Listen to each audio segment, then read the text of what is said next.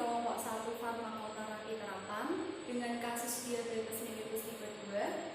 Perkenalkan, nama saya Gracia Florentina Alasti sebagai moderator dan ada teman saya sebagai presentator, Zuhruf Nadia dan Muhammad Iqbal Al-Amin. Sebelum saya serahkan kepada teman saya akan menjelaskan tentang soalnya.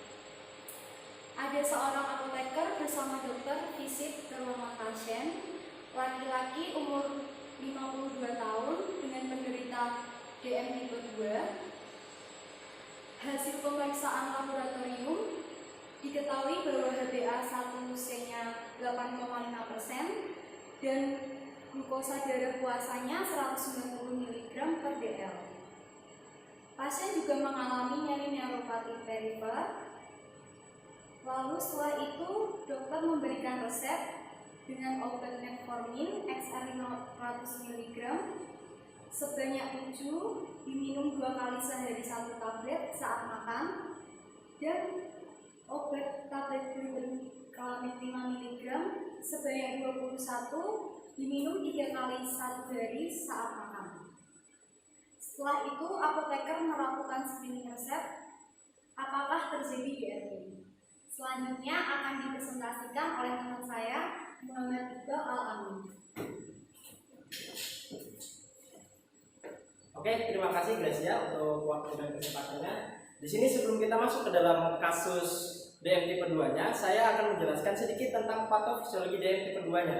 Secara singkat saja, untuk DM tipe 2 ini biasanya ditandai dengan adanya resistensi insulin atau defisiensi insulin, di mana untuk DM tipe 2 ini ada 8 organ yang berperan dalam penyebab terjadinya penyakit DM tipe 2 atau biasa kita sebut dengan ominous top 10. Apa saja organ-organnya? Yang pertama ada penurunan sekresi insulin dan juga peningkatan sekresi glukagon pada sel pankreas. Kemudian ada penurunan efek inkretin pada usus dan juga ada peningkatan produksi glukosa pada hati, penurunan ambilan glukosa pada sel otot. Kemudian ada disfungsi neurotransmitter pada sel otak, dan juga ada peningkatan konsumsi glukosa pada ginjal. Yang terakhir ada peningkatan lipolisis pada sel adiposit atau sel lemak. Kemudian bagaimana jika pasien dengan penyakit DM tipe 2 ini mengalami komplikasi jika tidak ditangani dengan baik? Komplikasi apa saja yang akan terjadi? Dalam penyakit DM tipe 2 ini ada 2 kemungkinan komplikasi yang terjadi. Yang pertama ada komplikasi mikrovaskular, dan yang kedua ada komplikasi makrovaskular. Di mana komplikasi mikrovaskular ini terdiri dari neuropati atau biasa kita sebut dengan nyeri diabetik. Biasanya nyeri diabetik ini terjadi pada kaki pasien. Kemudian yang kedua, untuk komplikasi mikrovaskular ada retinopati atau gangguan pada mata yang terjadi pada pasien dengan penyakit DM tipe 2. Kemudian ada nefropati atau gangguan ginjal. Yang selanjutnya ada penyakit komplikasi yang terjadi pada makrovaskular. Untuk komplikasi makrovaskular itu ada penyakit jantung koroner, kemudian ada stroke dan juga penyakit arteri perifer. Oke, kita sekarang masuk ke dalam kasusnya.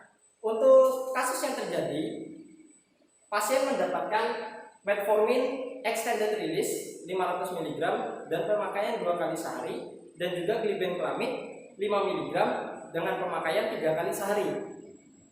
Di sini tugas kami sebagai apoteker adalah memeriksa apakah resep ini terdapat masalah. Jadi kita simpulkan dari pertama dulu. Berdasarkan algoritma yang kami pakai, pasien dengan HbA1c 8,5%. Dalam algoritma disebutkan bahwa HbA1c di atas 8,5 masuk di tengah.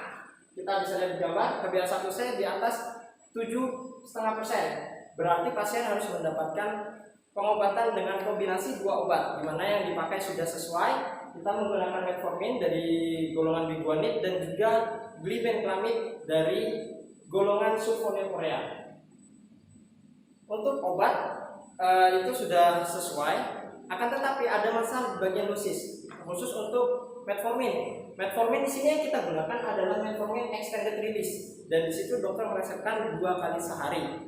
Dimana arti dari extended release sendiri adalah tablet berarti lepas lambat. Jadi cukup seharusnya kalau kita ganti metformin extended release ini dengan pemakaian 1 kali sehari. Kemudian penyakit di kasus juga disebutkan bahwa pasien juga mengalami neuropati perifer atau nyeri pada kakinya, di mana pasien di sini tidak mendapatkan obat sama sekali. Kita sebagai apoteker menyarankan untuk penyakit neuropati perifer ini diberikan obat gabapentin. Oke, untuk selanjutnya masalah mekanisme kerja obat dan juga penjelasan lebih dalam tentang DRP-nya akan dijelaskan oleh teman saya Zuhruful. Terima kasih sebelumnya. Karena kita menggunakan 3 obat, yang pertama yaitu metformin. Mekanisme metformin sendiri yaitu bekerja dengan cara menekan produksi gula di hati. Metformin diminum secara oral sehingga saat metformin di dalam sel itu akan menghambat respirasi mitokondrial elektron kompleks sehingga akan menurunkan ATP dan meningkatkan AMP. Di mana peningkatan AMP ini akan mengaktifkan adenosin monofosfat aktif protein kinase sehingga terjadi penurunan produksi glukosa di hati. Untuk yang mekanisme obat yang kedua yaitu glibenclamid atau yang nama lainnya gliburid, di mana glibenclamid ini itu akan terikat kuat pada sel beta pankreas yaitu sulfonyl urea reseptor sehingga akan menutup kanal ion K+ yang akan menyebabkan bipolarisasi dan akan membuka kanal ion Ca+, sehingga kalsium akan mengalami peningkatan di dalam sel yang menyebabkan terjadinya sekresi insulin. Kemudian untuk obat yang ketiga kita menggunakan gabapentin, di mana mekanisme obat gabapentin yaitu mengikat protein pembawa asam amino yaitu pada reseptor A2 sigma dari kanal kalsium ke ujung syaraf dan mengurangi pelepasan neurotransmitter glutamat, norepinefrin dan substans P. Untuk kebutuhan obat selama 7 hari, yang pertama metformin XR 500 mg. Tadi sudah dijelaskan oleh rekan saya Muhammad Iqbal Al-Amin, di mana penggunaan metformin XR 500 mg itu diganti 1 kali sehari.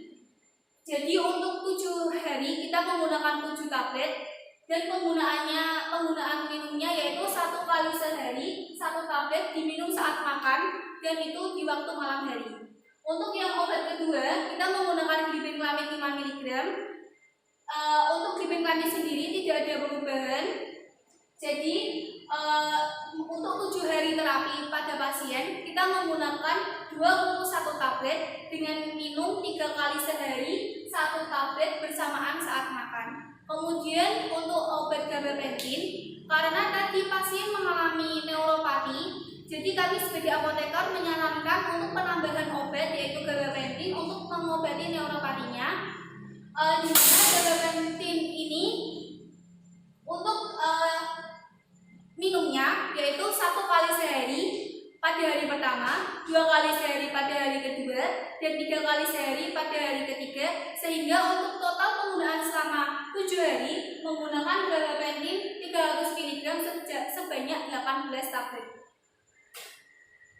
Selanjutnya akan saya serahkan kembali ke moderator. Sekian presentasi dari kelompok kami. Apabila ada kesalahan kata, mohon maaf. Selanjutnya bisa kita lanjutkan di kelas lingkungan.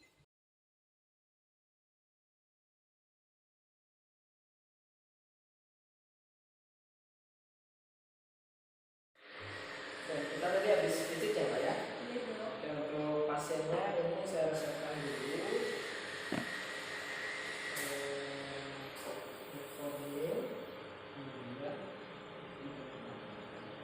Disiapkan ya Pak ya? Iya dong. Ini resepnya ada metformin XR-nya ya? Itu kan durasinya 24 jam. Gimana kalau diberikannya 1 kali saja? Di situ saya ngasihnya berapa? 2 kali? Oh iya iya, bentar. Coba cek lagi Mbak. Oh iya, ada tambahan tadi kan pasiennya mengalami error plating paper. Gimana kalau ditambah dengan obat gabapentin aja? Oh ya boleh. Berarti kalau mau ditambah gabapentin, dosisnya saya berikan ini aja ya. Untuk hari pertama saya beri 1 kali sehari. Untuk hari kedua 2 kali sehari. Untuk hari ketiga dan selanjutnya saya kasih 3 kali sehari ya. Coba cek lagi. Saya konfirmasi ulang ya dok. Obatnya ada metformin XR, diberikannya 1 kali sehari, diberi selanjutnya diberikan 3 kali sehari, sama tambahan obatnya gabapentinnya hari pertama 1 kali, hari ketiganya diberikan 2 kali, dan hari ketiganya diberikan 2 kali. Benar ya dok? Oh ya. Terima kasih ya dok. Oh ya, sama-sama. Ya.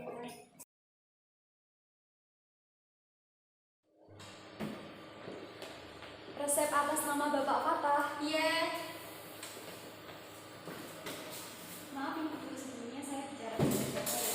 Oh, saya istrinya Mbak Ibu Fata. Istrinya Bapak Fatah ya. Iya.